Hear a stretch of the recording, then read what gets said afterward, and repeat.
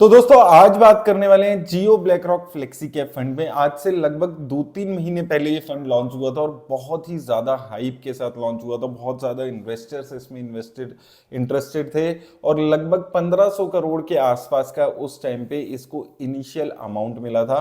अभी वो पैसा बढ़ के लगभग 2500 करोड़ का एसेट अंडर मैनेजमेंट है, जो कि एक 3-4 महीने पुराने फंड के हिसाब से काफी एक अच्छा यहाँ पर आपको एसेट अंडर मैनेजमेंट देखने को मिला है। अब आज यहाँ पर देखेंगे एक बारी कि 3 महीने में अभी इसकी स्टॉक सिलेक्शन कैसा रहा है, कितना चेंजेस दिख रहा है, ओवरऑल जो हमारी कैटेगरी है उसके हिसाब से वैल्यूएशंस कैसी हैं, और ये सारी चीज़ों पे डिस्कस करेंगे। बहुत ज़्यादा अभी रिटर्न्स की बात करें तो वहां पर भी डिस्कशन करेंगे जो अभी लिमिटेड पीरियड है। लेकिन एक चीज आपको समझ के चलनी है कि इतने शॉर्ट पीरियड के बेसिस पे आप डिसीजन नहीं ले सकते हैं। इधर अगर आप इन्वेस्टेड हैं तो क्या आपको निकालना चाहिए, लेकिन हम लोग ये समझेंगे कि ये फंड रिस्क कितना ले रहा है, वो सारी चीजों पे तो आपको ये देखना जरूरी है इसमें कि आपका जो फंड है वो क्या उतने उस तरीके से इन्वेस्टमेंट कर रहा है जिस तरीके से आपको अपने पोर्टफोलियो को एक फंड चाहिए।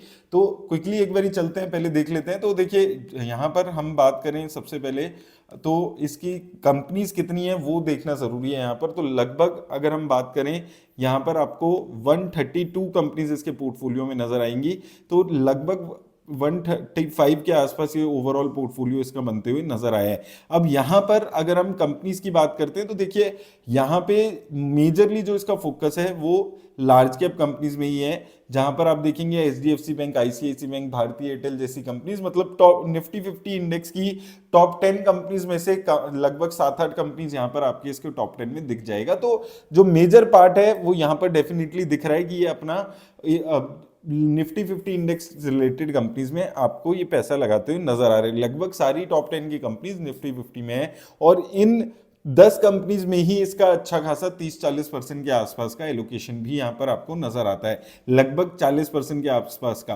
तो थोड़ा सा जो फोकस है वो निफ्टी 50 इंडेक्स से रिलेटेड कंपनीज पे यहाँ पर आपको नजर आएगा। इसके साथ अगर हम बात करें ओवरऑल यहाँ पर इसकी जो ओवरऑल वैल्यूएशन और ग्रोथ है उसके बारे में, तो सबसे पहले प्राइस टू अर्निंग की बात करें तो यहाँ पर ये फंड लगभग 18.54 पर के आसपास की प्राइस टू अर्निंग मेंटेन कर रहा है, जबकि एवरेज 23 के आसपास है, इंडेक्स की 20.37 है।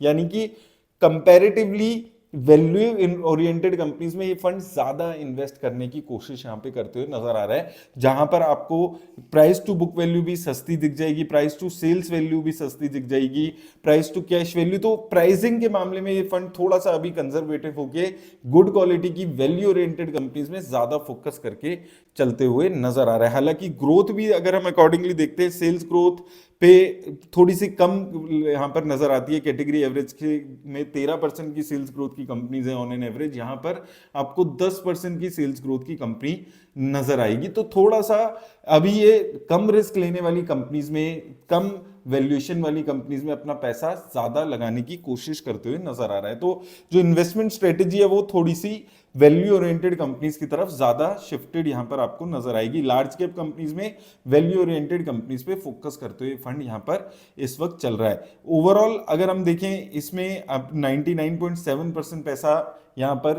वो सारा आपको इसको इक्विटी में ही जाते हुए नजर आएगा। इसके अलावा ओवरऑल अगर हम देखिए रिटर्न्स की बात करें तो रिटर्न्स अभी कुछ खास आपको देखने को नहीं मिली, और ओवरऑल अगर हमने देखा है तो बहुत ज्यादा किसी भी फंड में अभी रिटर्न्स नहीं है, और वही हाल यहाँ पर इस फंड का भी नजर आ रहा है। एक महीने में -1% के आसपास की रिटर्न है, और अभी 3-4 महीने के बेसिस पे जैसे मैंने शुरू में भी बोला है आप जज नहीं कर सकते इन्वेस्टमेंट करने के लिए। लेकिन यहाँ पे साथ में अगर हम देखें ओवरऑल, अगर हम एलोकेशंस पे बात करते हैं तो सेक्टर में financial, technology, industrial, material sector में ज़्यादा फोकस यहाँ पर आपको नजर आएगा।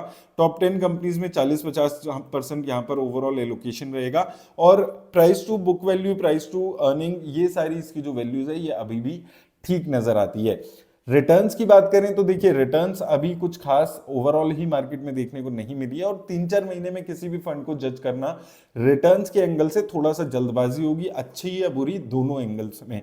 लेकिन यहां पर बात आती है कि क्या आपकी जो पोर्टफोलियो, आपका जो इन्वेस्टमेंट स्टाइल है वो इसके इन्वेस्टमेंट स्टाइल से मैच हो रहा है या नहीं हो रहा है, वो इंपॉर्टेंट यहां पर आपके लिए हो जाता है। तो अगर आप एक ऐसे फंड में दिख रहे हैं जो कि थोड़ी सी रिस्क को है उसको मेंटेन कर रहा है, कम रिस्क लेकर चलने की कोशिश कर रहा है, वैल्यू ओरिएंटेड कंपनीज पे ज्यादा फोकस करके चल रहा है, तो ये फंड एक अच्छी ऑप्शन फ्लेक्सी कैप कैटेगरी में हो सकती है। लेट्स सी आने वाले एक साल में वो पता चलेगा कि ये एक्चुअल में कैसी रिटर्न्स यहाँ पर जनरेट कर पाया है। लेकिन थोड़ा सा यहाँ पर इसका जो फोकस है वो थोड़ी सी सेफ और कम रिस्क लेने वाली स्ट्रेटेजी में ज्यादा नजर आता है, तो ये फंड उन इन्वेस्टर्स के लिए ज्यादा सुटेबल यहाँ पर रहने वाला है।